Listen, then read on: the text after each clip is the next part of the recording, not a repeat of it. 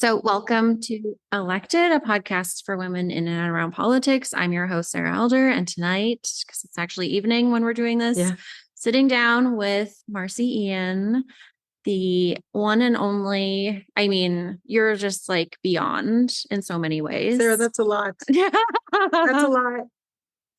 But the Minister for Women, Gender Equality, and Youth in Canada. Yes. And we have so much to talk about. We could probably ask me anything. Ask me anything. Okay. Well, it's going to get political really fast. So you were in Calgary today making an announcement about support for 2S LGBTQ youth. Tell me like a little bit about that. And then also you can just maybe lead into why this is so important in Alberta and why this really matters. First and foremost, it's great to be sitting here with you. And thank you so much for the opportunity to just share with you for a bit. So you're right. We were in town, literally hopped off the plane and went straight to the announcement that you alluded to. It was just under $5 million, so $4.7 million for 9 2S LGBTQI plus organizations between Manitoba and Alberta. This is all part of Canada's first ever 2S LGBTQI action plan. So that action plan that we announced several years ago had $100 million attached to it. But the most important thing I think about it is that 75 million of that 100 went directly to grassroots organizations. And this is part of that. So this funding today is part of that plan. It's a projects fund. And so, for instance, the Black Pride organization in Alberta was a recipient of that funding. They talked about intersectionality and how they actually marched for the first time. And I said, for the first time? And they said, yeah, for the first time this past Pride, and how, you know, that intersectionality is something that isn't always talked about. There is funding going to trans organizations focusing on trans youth in particular, and HIV organizations, just amazing people doing amazing work. And we're helping to support them. Yes, we're in Alberta. Yeah. And the policies that the premier, the anti-trans policies that she has put forward, I can't tell you just how regressive. I look at that and I think it's playing politics with people's lives. And it's personal for me, Sarah. I've talked to queer kids right across this country. And I think to myself, there's no way the premier is talking to them, because if the premier was talking to them, she would know that many of them, don't find home a safe space. That school sometimes is the only place that they can be themselves and where they're comfortable. That it literally puts lives at risk when you put forward policies like this. And study after study, from University of Ottawa to the pediatrics associations across this country, say just that. When it comes to mental health, and I look at the stats, it is queer kids and trans kids in particular that have mental health challenges, that die by suicide. There is no debating those stats. And so policies like this can be, the sources of tragedy. I was going to say tragedy and beyond that. Yeah. And so it really is listening, learning. And I've learned so much in this portfolio. I'm so grateful to have been able to have the conversations and continue to have the conversations that I have. And I've been trying to get in touch with the premier and meet, but so far radio silence. Oh, really? Really? So you have written to her? We have reached out to her office. Yeah. And nothing. Nothing. We knew that we were coming, and we've gone a bit back and forth online on X, on social media, but really wanted to sit down and have a conversation in person and bring her some of the stories of the kids that I've talked to across this country that have a thing or two to say. Well, it's interesting because I think when you're in government or a politician, your job isn't just to talk to people you agree with. That's right. Your job is to talk to people who you might not agree with, right? I absolutely agree. Because even if someone didn't vote for you, you are still their elected representative, right? That's right. So, it doesn't matter if that's a check that you make on the ballot. Everyone, she's the premier of every Albertan, whether we voted for her or not. And it's unfortunate because she governs for a segment of the population and that belongs to her own party base and not, in my opinion, not for everybody else. It's amazing what can happen when you sit down and have a conversation. Yeah. You don't always have to agree with every single thing that the other person says or what they believe, but just to have that mutual respect and just to listen. And I just, really look forward to sharing some things, but it doesn't look like that's going to happen. Well, I mean, that's unfortunate. That bothers me because, I think a lot of a politician's job is listening, right? So noted on that front. Yeah, and the policies are super regressive. And I'll tell you, I don't think they're actually conservative because conservatism in my mind is, there are a few different things about it, but one of the tenets for me is live and let live. Yeah. Right. And this is not that at all. It's not live and let live. It's not, good for you, not for me. Right. It's not staying out of people's bedrooms. It's actually interjecting themselves into the doctor's offices and the dinner tables and the family dynamics. And, if she was actually conservative, she would get out of those spaces and just let it be. But she can't. Yeah. And here's a huge question. Why focus on such a small segment? Well, but I mean, it's also, they've done polling. That's right. And so unfortunately, they've got public support for these things. And I think a lot of that is based on people just not being informed enough about what it actually means. This is why conversations, because we don't talk about these things out loud. That's right. We've kept them to ourselves and they've been like one of those private, taboo things. Now's the time to get loud. You have to talk about these things, right? Because, and these are conversations that I even have with my friends, like female friends, mom friends that are like, I can be that safe space for them. Like, talk to me about, trans, like washrooms, gender neutral washrooms, or about, trans women in sports, or just, trans women, anything. Right. And then I can have that conversation with them and, maybe say something that they haven't heard before. Right. And at least open their minds to something, like mom to mom. Yes. Right. Yes. And they trust you. They trust me. And I think, even here at the store too, there's a lot of hard conversations. And I love this store, by the way. Thanks. There are a lot of hard conversations here that happen around, policies and people who, who are vulnerable. Right. And we need to the job of government shouldn't be to target those people. It's to lift them up and protect them, which is what I think you're doing in your role, right? Like, you're going out of your way to do that. And we have to make sure that happens. So I absolutely agree. Yeah. Another hot topic here in Alberta is abortion access. Mm-hmm. So I'm not sure how much you know about this, but the UCP government is kind of bringing in a backdoor approach to this by expanding the use of religious Catholic-based healthcare providers under the guise of saying that the current provider through the Alberta government isn't, doing as much as they should be. No mention of the pandemic, of course.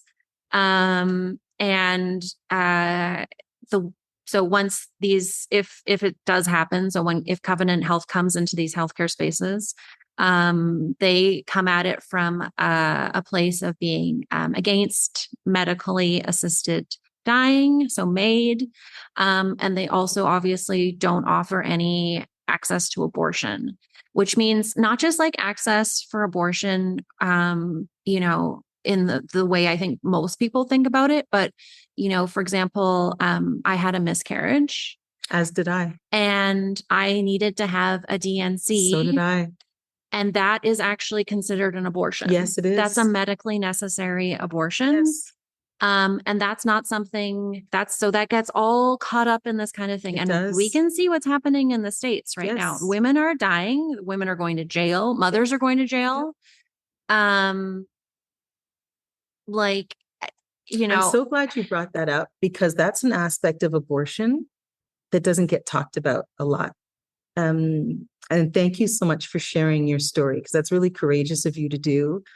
I was in front of a committee, FIWO committee, a couple of years ago, and we were, you know, this whole idea of what was happening in the States and abortion was part of the discussion.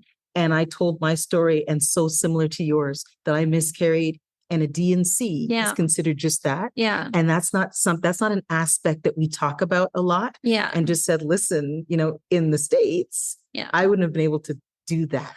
Well, and also, I mean, it was a while ago now, but I even made a video for Instagram for Madam Premier as like a warning actually to Canadian women, because if you travel to the States and you happen to be in a state with these really backwards laws, limiting access to healthcare, which is what abortion is, there's no like exception for Canadians.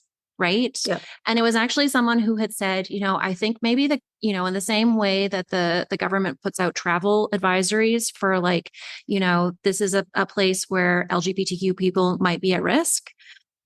Why aren't we doing the same for That's a good point. Women? That's a very good point. And warning them so they know if there's any possibility that you might be pregnant and traveling to the United States, this is what's going to happen in these states, because you are not going to get care at all and you could die.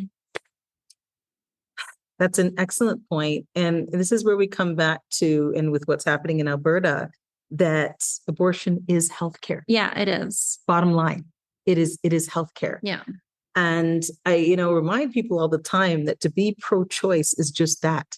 It's a choice. Yeah. If you choose not to go down the route, that's still a choice. That's still a choice. Yeah. Right. So no one's saying you have to do what you don't want to do. Yeah. It's choice. Well, and so often, I mean, you can hear the tragic stories coming out of the US, right? And I know that they're happening here too. It's like, when I had that miscarriage, that was a wanted pregnancy, right? Here. Yeah. We wanted that baby. And so many people experiencing infertility and, pregnancy struggles. Those are wanted pregnancies, right? And it's a choice to hopefully have a family, right?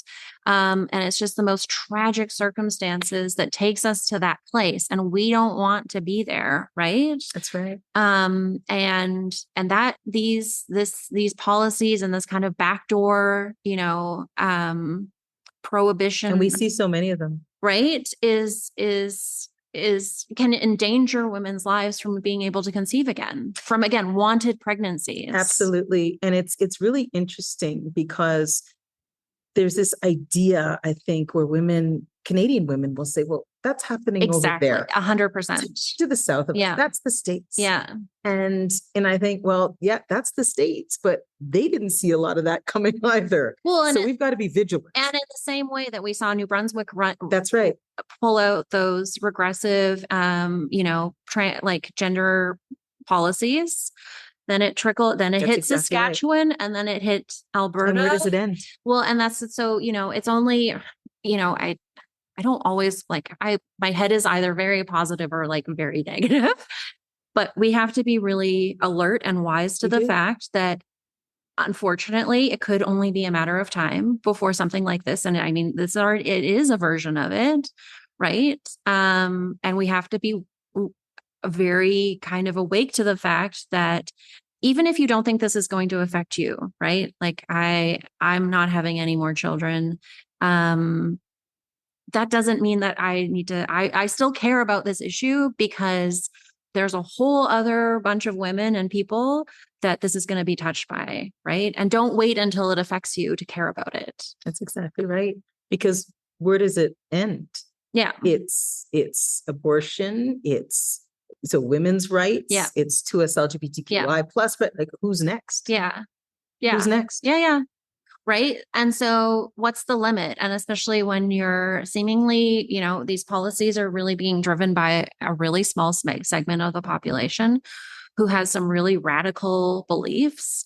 And they want to take us back to a time that I don't want to go back to because, like whose rights are you going to take away? That's right. Literally. Yep. Right. Like tell me that.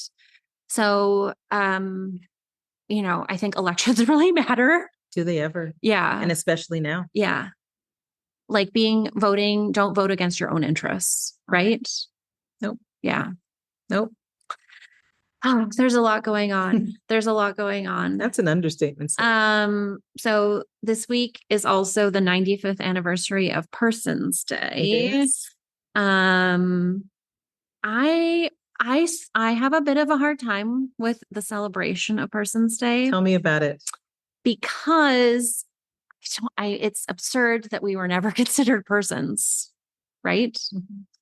So celebrating the fact that we have we've been enfranchised mm-hmm. and able to vote, mm-hmm. Because a lot of really privileged white men wanted to, make sure that not only women, but racialized women, Indigenous women, women of color. And it took a while for racialized Indigenous women to get that vote. Yeah. This isn't the 95th anniversary of all women. No, it's not. And that's where I kind of have an issue. Yeah. Yeah. Right? Yeah. It's not a day of everybody celebrating because it took a long time for that to catch up. Like too long. Yes. So it's a little bit weird celebrating my own autonomy. Right? I know. Yeah. No, and I get that. And there's all sorts of issues around it, but it is a milestone. Yeah, 100%. It is a milestone. Yeah. And we've got to mark it, but also know that we're not where we need to be. 100%, right? There's so many things that we don't have equal pay, right? Like that's just one of the many long list of things that women are still federally seeking. Regulated places. I know, but that's not everywhere. I know. Well, I mean, on my laundry list of if I could hand you a piece of paper with election platform ideas, I'd love to see that extend to the private sector as well, right? Because that's where the majority of that happens. And it's unacceptable in 2024 that anyone should be paid less than someone else based on, who or what they look like. Right. Yep. It's about skills and skills alone. Yeah. Mm-hmm. So, but I wanted to ask, I think you've maybe given a little bit of insight into it, but when you think about Persons Day, how far we've come, how far we still have to go, what do you think about? And who do you think about maybe too in terms of Persons Day? Well, listen, we're marking it and it should be marked, but it's fraught. It's fraught for many reasons. And as I reflect on it this year, I think about what we just talked about and the assault on women's rights that's happening. And I think, how far have we come? Mm-hmm. How far have we come in those 95 years? Because things feel regressive right now. And so it's about really pushing forward. What do we need to, and coming together to do that and not leaving anybody behind as we do that. Mm-hmm. And that's really important. That, as you said, it is Persons Day, and that marker, but it took a heck of a long time for, Black women, Indigenous women, racialized women to have the right to vote. It didn't coincide with the day that we're marking. So there are so many feelings around it, but I think the overriding one, Sarah, is it just shows us how much work has to be done, and especially now. Well, and also, let's mark those days, right? Well, there's that too. There's no reason why those days shouldn't be marked. This is the 95th anniversary for white women, but we need to also, and then so that people can realize how not so long ago, right? Mm-hmm. it was Indigenous women. That's right. Yeah, that's there's so much to do and so much. We've done a lot. Yeah. We've done a lot, and I don't want to minimalize that, but I do think the intersections are important when it comes to this. Yeah.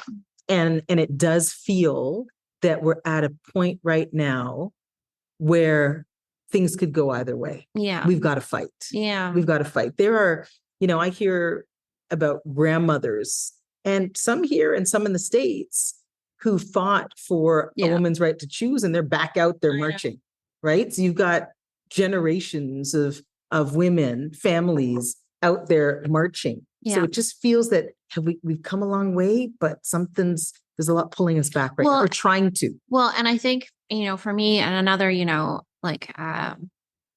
for anyone who's listening who's just maybe thinking that this doesn't exist, but like the movement to roll back Roe versus Wade in the United States, that wasn't something that just like happened in a day, right? No. That was calculated. It's calculated, and they've been working on this for decades. This has been, like a long term, they've been working on this, trying to sway people to get those conservative judges, right? That's right. To bring this back to the court.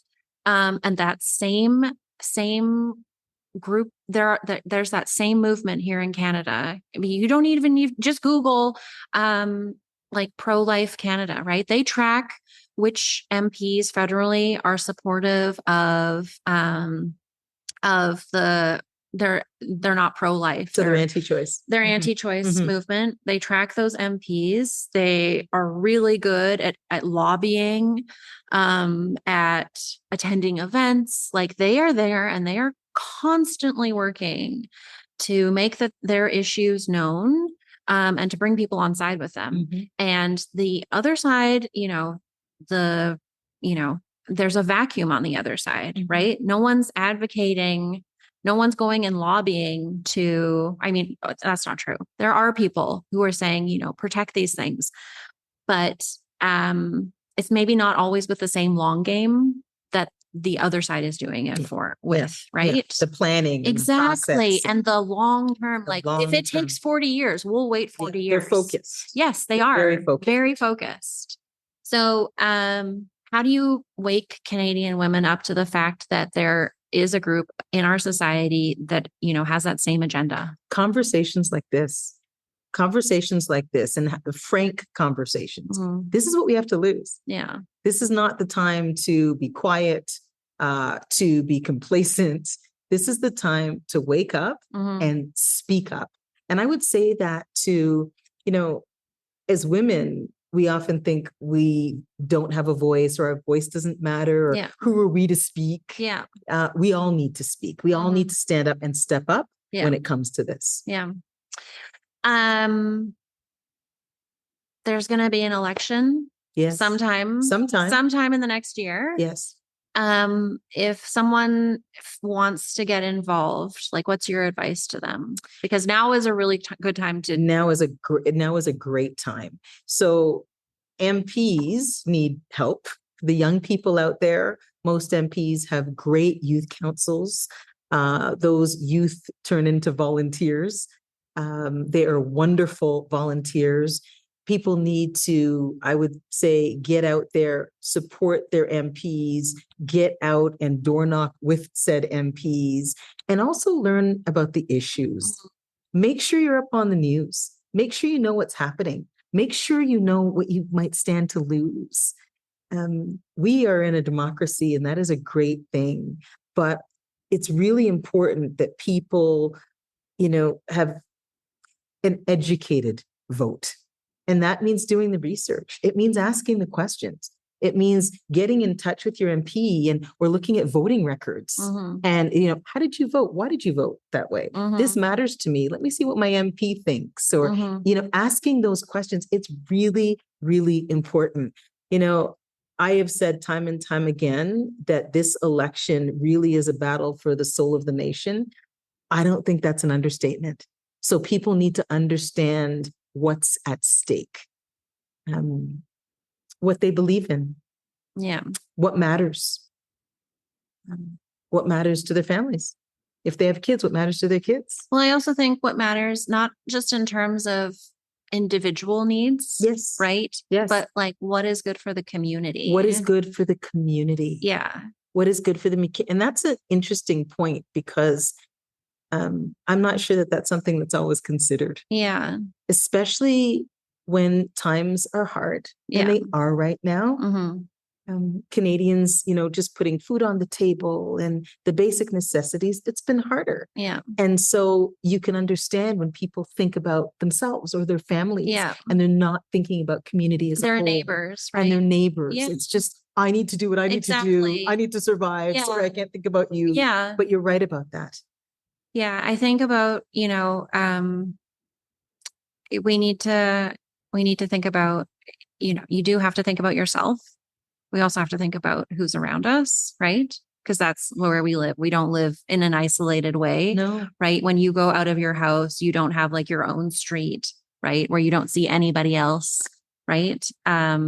We have to think about where we live and who else is, struggling at the same time. It's interesting, because I remember during the pandemic, at the worst of times, you sometimes see the best in people. Yeah. And although those were very trying times, some of the most beautiful things happened in neighborhoods where, a neighbor might ask an elderly neighbor, hey, can I get you something at the grocery store? Or can I, get you pick up some food for whatever it is? We just saw this kind of movement to community in so many ways. The clanging of pots, thanking healthcare workers every night. I remember that on my street. It was amazing. And in this really dark time, it really provided so much light, the way people found community. Yeah. And in many ways, we've lost that. We've got to get back there. Yeah, I don't disagree.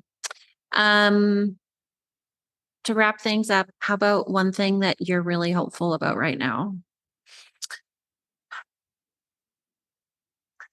I'm hopeful about young people in this country. They are powerful. And it's interesting because we sometimes think as Canadians that young people aren't engaged politically, or they aren't old enough to be engaged politically, and they don't really care and they don't really matter. And I see the exact opposite. Well, this is a shout out to you. Also on my list of platform ideas is lowering the federal voting age to 16. Young kid, they're engaged. Yeah, they are. They're engaged. They care about this country. Yeah. They have great ideas and they're leaders. Yeah. And I'm really, really hopeful, so hopeful about not just the future of this country, but the right now, because young people are exercising their power in ways that I've never seen before. Yeah. They're amazing. That's great. Well, thank you so much. I love seeing you. I love seeing you. It's a complete, I have to like pinch myself because like getting to sit down with you is just like otherworldly. This has been great. Like you're Marci Ian. Oh, It's pretty crazy. So thank you so much. Thank you, Sarah. This has been great. Thanks for having me. Yeah. Really appreciate you. Thanks.